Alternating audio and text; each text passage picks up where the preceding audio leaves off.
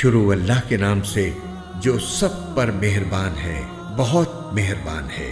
قسم ہے فجر کے وقت کی اور 10 راتوں کی اور جفت کی اور طاق کی اور رات کی جب وہ چل کھڑی ہو کہ آخرت میں جزا و سزا ضرور ہوگی۔ ایک عقل والے کو یقین دلانے کے لیے یہ قسمیں کافی ہیں کہ نہیں؟ کیا تم نے دیکھا نہیں کہ تمہارے پروردگار نے عاد کے ساتھ کیا سلوک کیا؟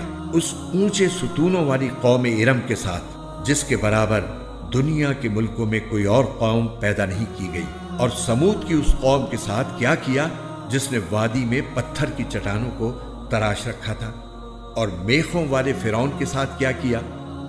یہ وہ لوگ تھے جنہوں نے دنیا کے ملکوں میں سرکشی اختیار کر لی تھی اور ان میں بہت فساد مچایا تھا، چنانچہ تمہارے پروردگار نے ان پر عذاب کا کوڑا برسا دیا۔ یقین رکھو تمہارا پروردگار سب کو نظر میں رکھے ہوئے ہے، لیکن انسان کا حال یہ ہے کہ جب اس کا پروردگار اسے آزماتا ہے اور انعام و اکرام سے نوازتا ہے تو وہ کہتا ہے کہ میرے پروردگار نے میری عزت کی ہے۔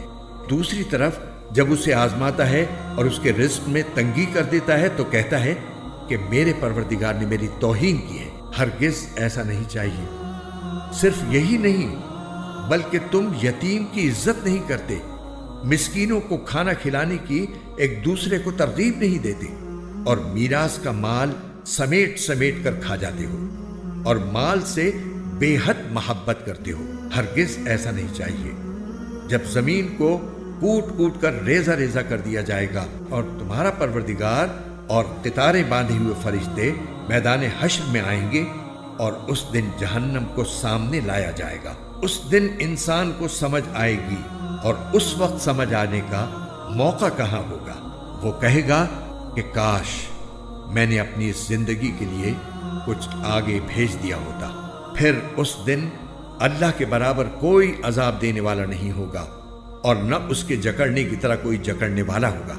البتہ نیک لوگوں سے کہا جائے گا کہ اے وہ جان جو اللہ کی اطاعت میں چین پا چکی ہے، اپنے پروردگار کی طرف اس طرح لوٹ کر آ جا کہ تو اس سے راضی ہو اور وہ تجھ سے راضی، اور شامل ہو جا میرے نیک بندوں میں اور داخل ہو جا میری جنت میں۔